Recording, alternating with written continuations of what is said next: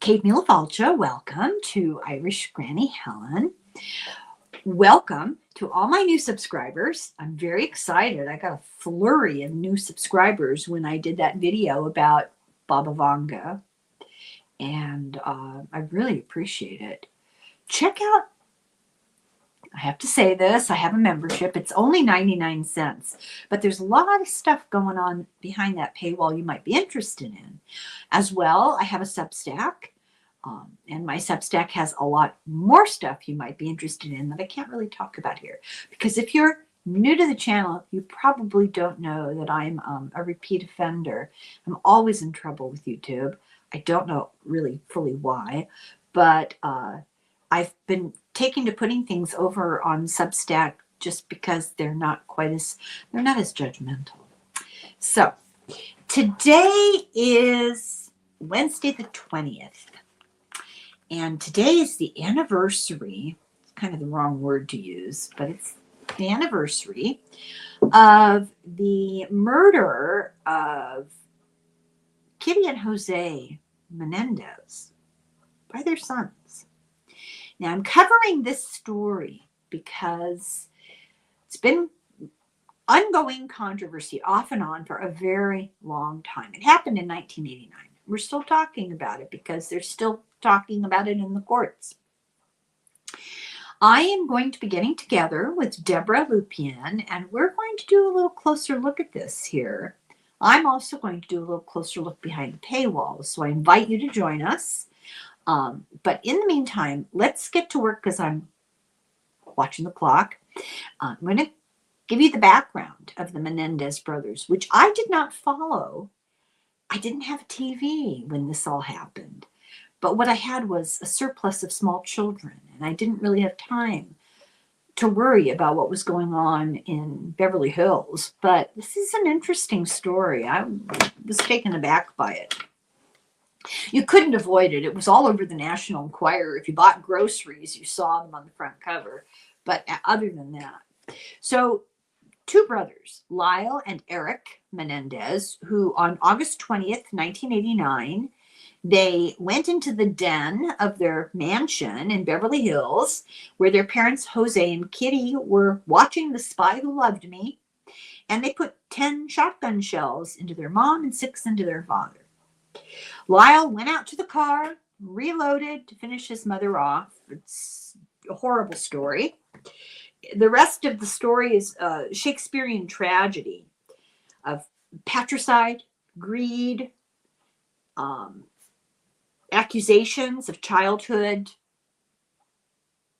inappropriate. I have to be careful what I say on YouTube. We all know what the accusations were. And these accusations emerged piecemeal while these young guys were on an extended spending spree after their parents' death. They brushed up their tennis game. They cruised the Caribbean. They went to London. They were pretty much all the way running through $1 million, and they eventually took center stage in a series of televised trials, appeals, and jailhouse romances. Countless media portrayals. I was going to tell you all about everything that was available to watch at the end of this, and I got tired of writing about it, so I just said, well, you guys will find them. They were portrayed as alternately as monsters, as victims, as anti-heroes, as survivors. They were romanticized. It's just phenomenal. This is the most recent version of this story that we're going to talk about today. Do I seem a little skeptical? Like I said, I didn't keep up with this. It's an unbelievable story. So their father, Jose, was born in Cuba in 1944 and fled the revolution at the age of 16, ended up at Southern Illinois University. When he was there, he met Mary Louise Kitty Anderson, who went on to be a teacher. She was born in 41. She was a couple of years older than he. They were married in 1963. They moved to New York City. He got his accounting degree at Queens College. They gave birth in 1968 to Joseph Lyle, went by his middle name, in New York, and then in 1970, 2 years later, to Eric Galen in New Jersey. Both boys were little princes. They went to Princeton Day School. Jose was an executive at the Hertz Corporation. He moved on to RCA Records and eventually became the CEO of Live Entertainment. They were rich. They moved to Calabasas, famed home of the Kardashians, and the boys attended Calabasas High School.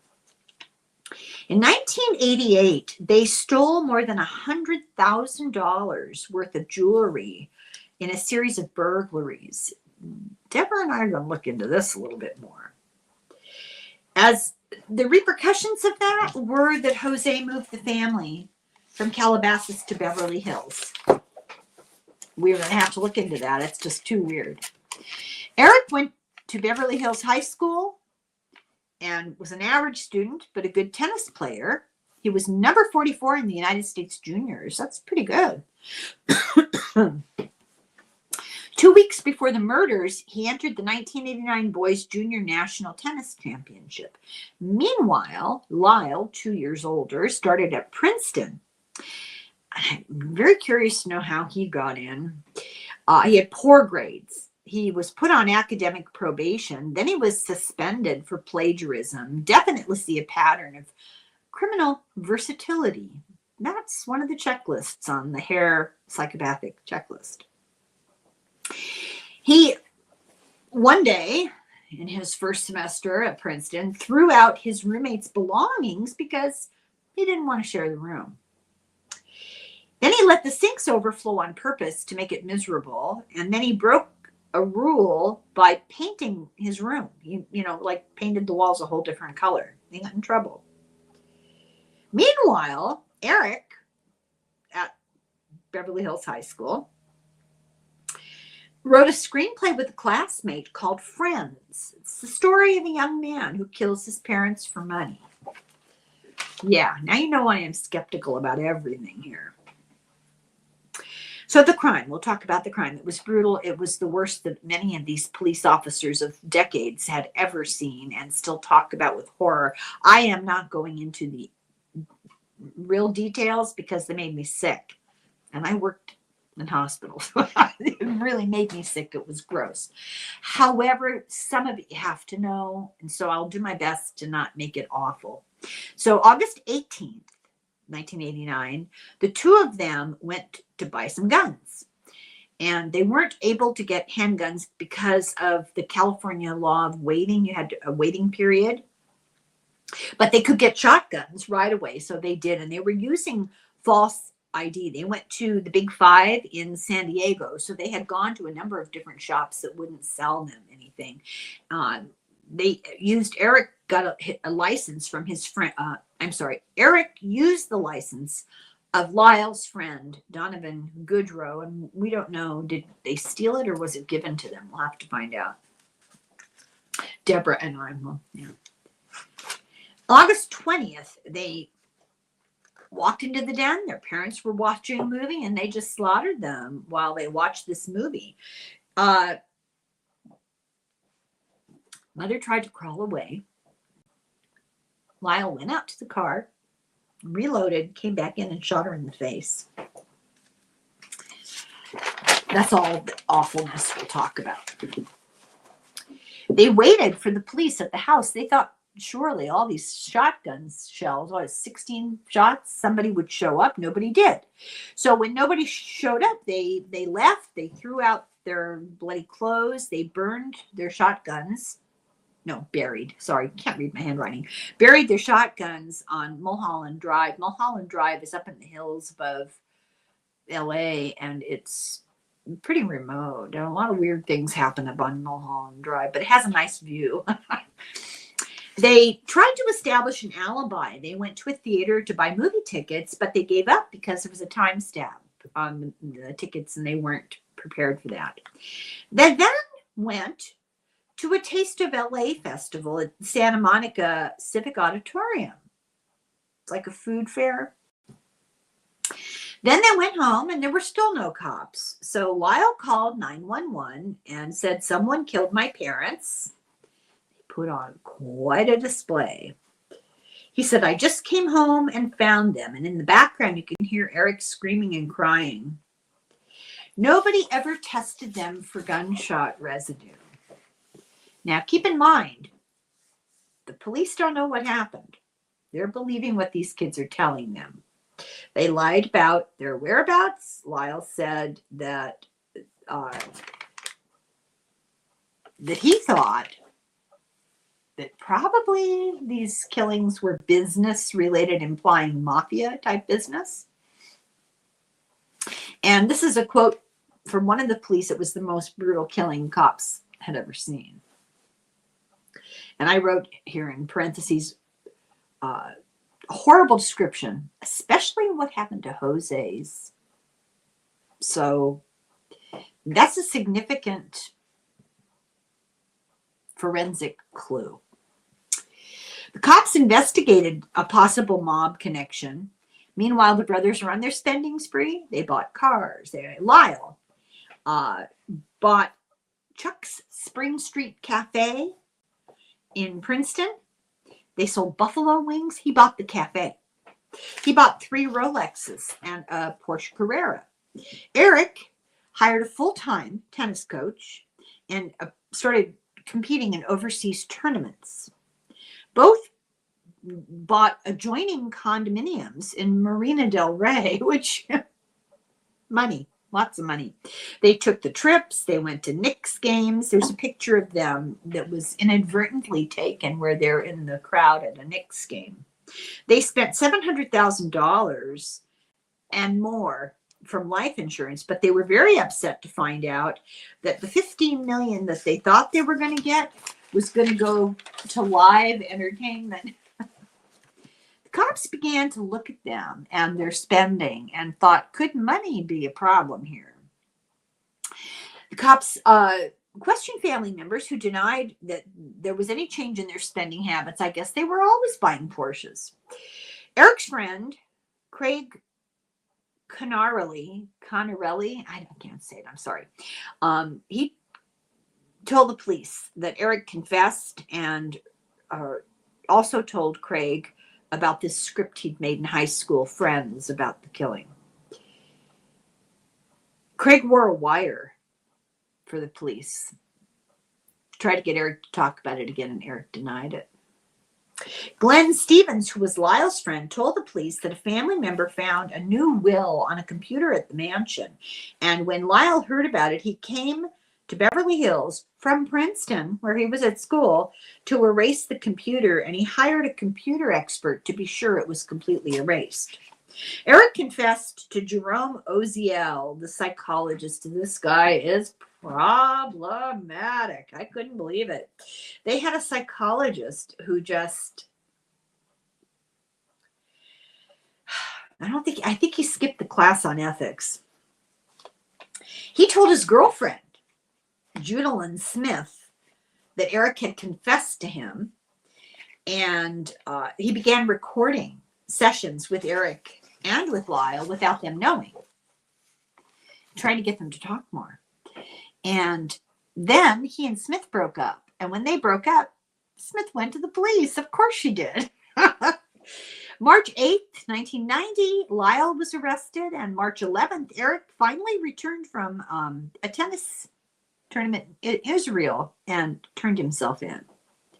They both ended up at the LA County Jail, separated and without bail. So important moments in the trial. That's the crime. Important moments after that. August 1990. They're arrested in March. In August, it was ruled that the tapes of Oziel should be admissible because Lyle had threatened Oziel, and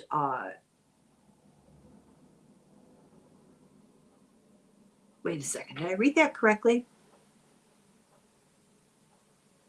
Okay, so the argument was, yes, they should be admissible. No, they shouldn't be admissible. Pro and con.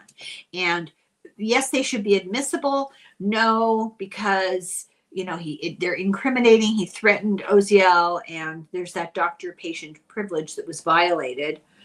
And what ended up happening were appeals because of this tape, and it delayed the trial for 2 years.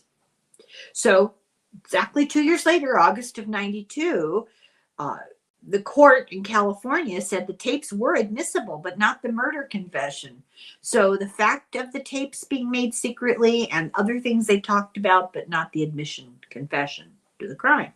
December of 92, a grand jury indictment was handed down for first-degree murder with lying in wait, which allowed the death penalty. The first trial was in 93 to 94. The defense lawyers were Leslie Abramson for Eric and Jill Lansing for Lyle. They claimed self-defense because their father was a perfectionist pedophile, and they were the recipients of his attention. They claimed their mother was unstable. She took substances. She was also violent because of that.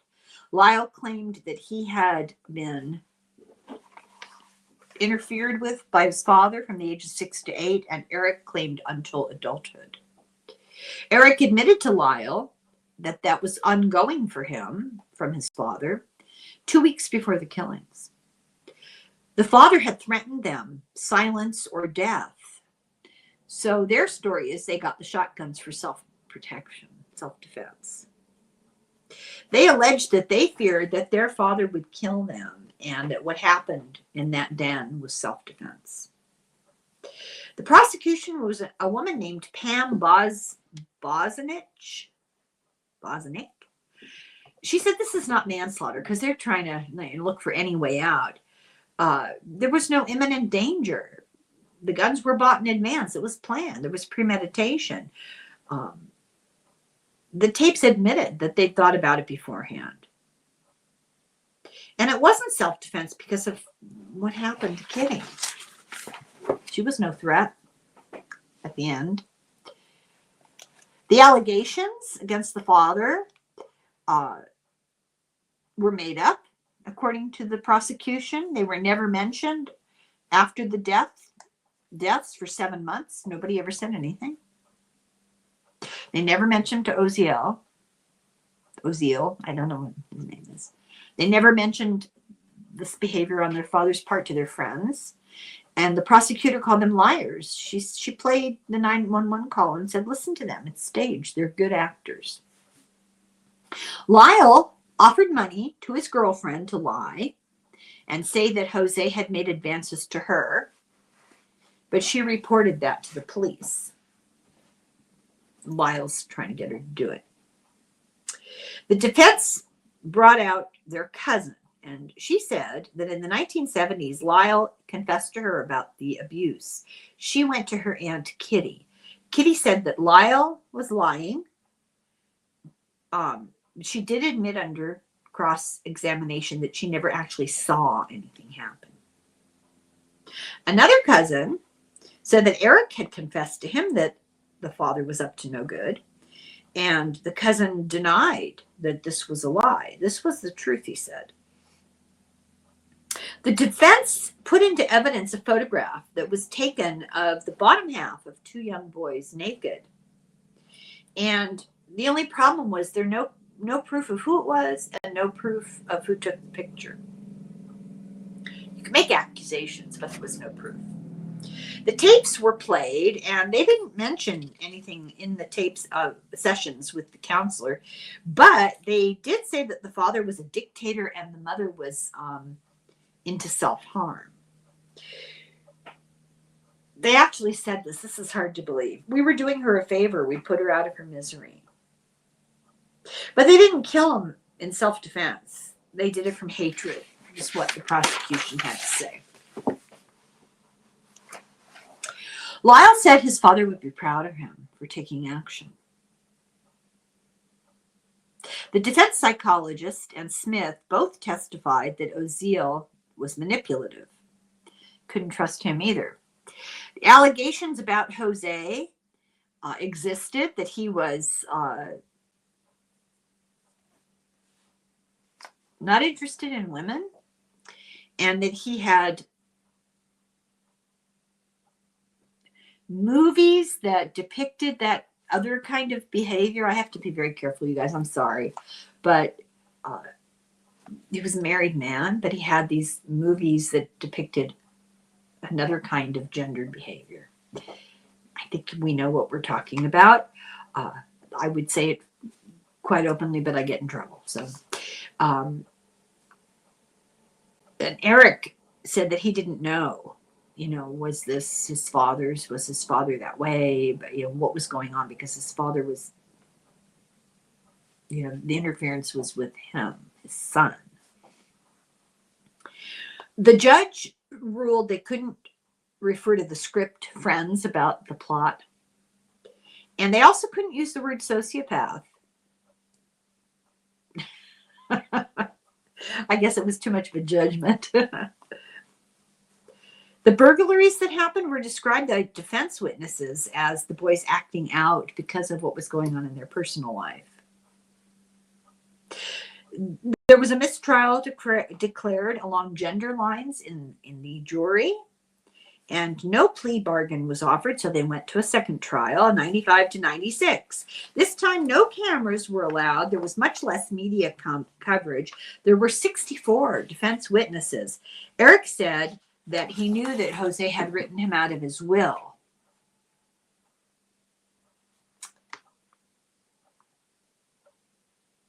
And once again, Lyle's girlfriend, he tried to get her to lie. There was a letter from Lyle to a friend who described Lyle's request for false testimony. So they actually had proof that he was witness tampering. Eric told the story of what was happening with his father, and up until he was 18, and there was a lot of doubt put on that, which is kind of ignorant, but okay. He couldn't run away, he said. He couldn't join the army because his father was the most powerful person in his world. The defense psychiatrist said that Eric was suffering from extreme PTSD from years and years of what had happened to him, but the prosecution psychiatrist disagreed. The defense said the fear is what led to overkill. Definitely there was overkill. It was really bad. The judge said that there was no evidence of imminent danger. Maybe Jose provoked them, but the mother didn't. An attorney's wife told of them they had an attorney after the deaths and before they were arrested. They had this attorney, and the attorney's wife testified that they brought a safe over to her house, to her husband, trying to get it open to look for the will. And this was 2 days after the murder. In July of 1996, they were found guilty of first-degree murder, both of them given life without parole. They tried to get that declared a mistrial, and then they turned on Abramson and accused her of ineffective counsel. That was the lawyer. February of 98, their appeal was denied. May of 98, the Supreme Court of California refused the case. They filed habeas corpus petitions with the California Supreme Court. That was denied. And the U.S. District Court denied. In 2005, the U.S. Ninth Circuit Court of Appeals denied. So 2005, the next time we hear about them is 2023.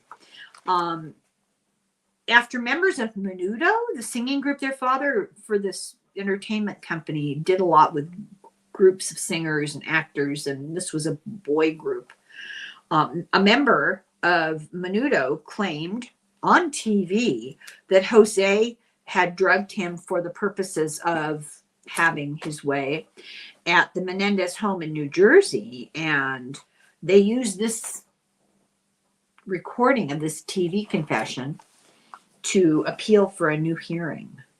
In October of 24, the Los Angeles District Attorney agreed to review it and asked for a resentencing. The DA said that it couldn't be manslaughter because there was premeditation, but he agreed that there was an enormous amount of family dysfunction and that kind of behavior from the father. So they were resentenced and they were given time served and time for good behavior in jail. That was the hope. And they got postponed because of the fires. June 13th, 2025 was the deadline. Politics got in the way. Nathan Hochman was the new elected DA. He reversed the resentencing. He filed an opposition to it, flexing his new DA muscles, you know. He called self-defense self-serving lies. May 25th of this year, they were resentenced to 50 years with parole. July of 96, Lyle had gotten married. And this, you know, if anybody watches my channel much, they know I'm a big fan of Love After Lockup. It's fascinating to me. Human psychology is fascinating. There are people who will seek out relationships with the incarcerated. There is that element of the thrill of danger and the safety of the incarceration. It's very interesting. Anyway, Lyle got married. But in April of 2001, they were divorced because, get this, I thought I was hallucinating when I read this. The cause for the divorce, now keep in mind, he's in prison. Lyle cheated with another woman. November of 2003, Lyle remarried, and they were separated in 2024. In June of 99, Eric got married, and from all I could figure out, he's still married. His wife had a daughter. She calls Eric Earth Dad. Don't ask. And the wife likes to joke about this marriage inside the prison. Their wedding cake was a Twinkie. They feature pretty heavily in popular culture. I won't go on forever, but this is where I started taking notes. In 2000, a documentary. In 2015, Barbara Walters interviewed them. In 2017, two different documentaries. 2017, an episode of This Really Happened. 2020, a BuzzFeed Unsolved. 2021, they were on the show 2020. 2022, there was a Discovery documentary. 2023, a Peacock documentary. 2024, a 48 Hours episode, an episode of Mastermind, and in late October, a documentary.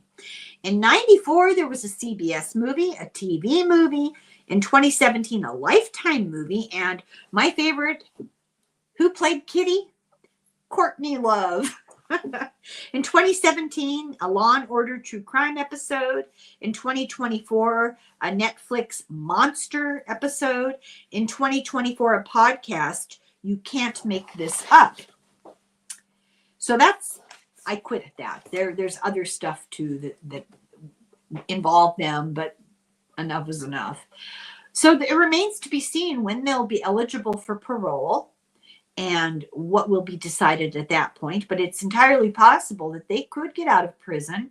And one of them, oh my God, I should have looked this up. I think it's Eric, has had some sort of heart-related issues, I think, lately, and was in the hospital.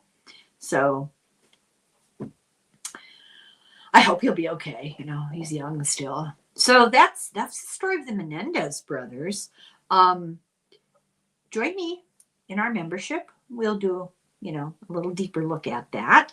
And then watch for, in the next couple of days, my episode with Deborah Lupien, which we'll do a little deeper dive into the story. Thank you very much for watching. I really, really appreciate it. I do hope you'll keep coming back. Check out my Substack. Check out my membership. I'm just all over the place. Slongafoil, slancha.